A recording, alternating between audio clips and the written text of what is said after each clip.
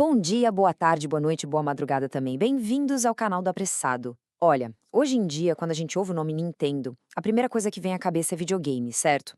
Mas a história dessa empresa é uma saga inacreditável de 135 anos de pura reinvenção, de riscos e de apostas que, na época, pareciam loucura. Vamos mergulhar nessa história e descobrir como eles chegaram até aqui. Para a gente ter uma ideia da dimensão da Nintendo, vamos começar com um número. É esse aqui. Mais de 860 milhões. Sabe o que é isso? É o número de consoles que eles venderam no mundo todo ao longo da história. Para colocar em perspectiva, é como se a gente desse um console para cada pessoa que vive no continente europeu e ainda ia sobrar. É um número absurdo.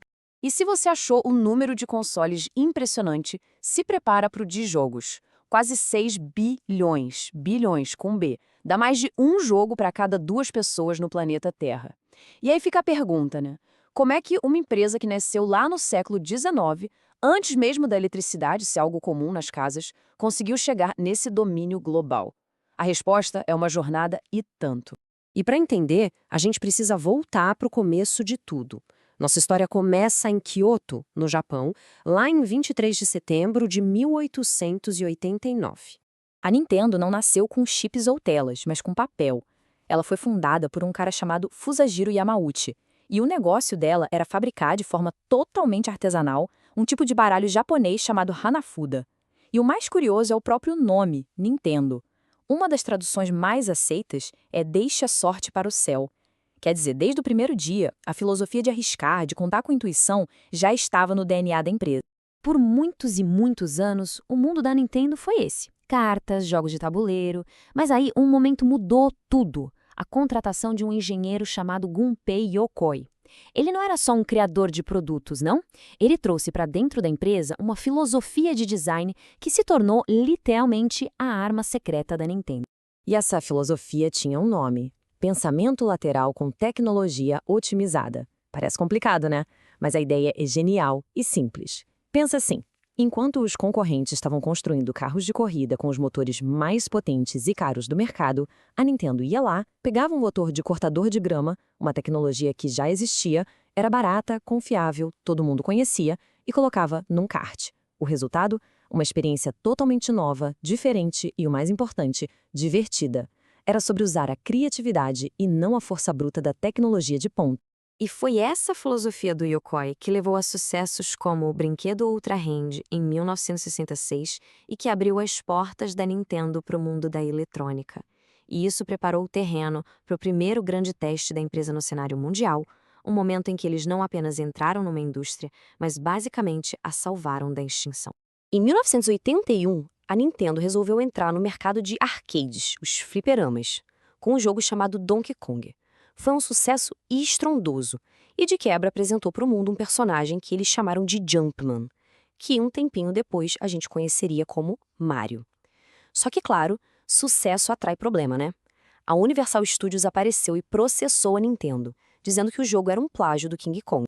Bom, a Nintendo foi pra briga e ganhou nos tribunais, provando que o King Kong já era de domínio público. E a parte mais legal dessa história é que o advogado deles, um cara chamado John Kirby, acabou sendo homenageado e virou o nome de outro personagem super famoso da empresa. Essa vitória foi crucial porque consolidou a Nintendo nos Estados Unidos, bem na época em que o mercado de games por lá, em 1983, simplesmente quebrou. Ruiu, parecia o fim. Mas aí, em 1985, no meio dos escombros, a Nintendo chega com o NES, o nosso Nintendinho, e sozinha ressuscita uma indústria inteira. A arma secreta do NES tinha nome e sobrenome: Super Mario Bros. O jogo vendeu 40 milhões de cópias. 40 milhões. Para ter uma ideia, isso é mais do que qualquer álbum do Michael Jackson vendeu na década de 80. O jogo não só vendeu consoles, ele praticamente inventou o gênero de plataforma e coroou a Nintendo como a nova rainha dos videogames. A partir daí, o domínio só cresceu. Veio o revolucionário Game Boy em 1989, depois o Super Nintendo, a empresa era um verdadeiro império. Mas é naquela história, né? No auge do poder, uma única decisão, um erro de cálculo que nasceu da arrogância, acabou criando a sua maior e mais feroz rival. O que aconteceu foi o seguinte: a Nintendo fez uma parceria com a Sony para criar um acessório de CD-ROM para o Super Nintendo. O nome do projeto? PlayStation. Só que aí, no meio de uma feira de tecnologia, com todo mundo olhando, a Nintendo sobe no palco e anuncia que estava cancelando o acordo com a Sony para fechar com outra empresa. Foi uma humilhação pública, um golpe brutal. E o que a Sony fez? Com um sentimento de vingança, ela pegou a tecnologia que já tinha desenvolvido e decidiu lançar o seu próprio console. E assim nasceu o PlayStation. O resultado dessa guerra, como o gráfico mostra bem, foi devastador para a Nintendo. O PlayStation vendeu 102 milhões de unidades. O Nintendo 64 só 32,9 milhões. A Nintendo tinha perdido feio a guerra dos consoles. E o fundo do poço dessa era, sem dúvida, foi o Virtual Boy, em 1995. Que desastre! Um desastre de design, um desastre comercial. O negócio dava dor de cabeça nas pessoas. Vendeu míseras 770 mil unidades. Era o oposto daquela filosofia do Yokoi. Era uma tecnologia nova, cara e que, principalmente, não era divertida. O Virtual Boy virou o grande símbolo da queda da Nintendo. Humilhada, derrotada na guerra por poder de processamento, a Nintendo percebeu que precisava mudar de estratégia. Em vez de continuar brigando de igual para igual com a Sony e a Microsoft numa batalha sangrenta por gráficos melhores, o que a gente chama de Oceano Vermelho, eles decidiram fazer algo diferente, navegar para águas completamente inexploradas. E aqui entra um conceito de negócios que é fascinante, a estratégia do Oceano Azul. A lógica por trás disso é genial. Pensa só. Por que você vai lutar com um monte de tubarões por um peixe, num oceano todo vermelho de sangue, se você pode simplesmente encontrar um oceano azul, gigantesco, sem nenhum concorrente? A Nintendo parou de brigar e começou a explorar. E o resultado dessa nova estratégia? Bom, foram 2 dos consoles mais vendidos de todos os tempos. O Nintendo DS, com aquela ideia genial de 2 telas, vendeu 154 milhões. E o Wii, com aquele controle de movimento super intuitivo, vendeu mais de 101 milhões. E o mais incrível do Wii é que ele trouxe os nossos pais, nossos avós, crianças pequenas, todo mundo para jogar junto na sala. Eles não criaram só um console novo, eles criaram um público novo. Pessoal, uma pausa rápida aqui. Se vocês estiverem gostando dessa análise, por favor, compartilhem o canal e deem o like, porque isso ajuda muito a gente a continuar.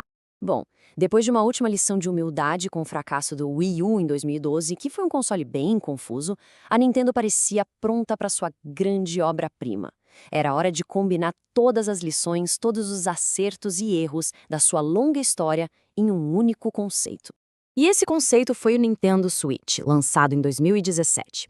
Ele foi, de fato, a síntese perfeita do passado da empresa. Pensa bem, ele tinha o apelo para todo tipo de jogador, que nem o Nintendinho, tinha a portabilidade revolucionária do Game Boy de poder levar para qualquer lugar e tinha a acessibilidade e a diversão em grupo do Wii.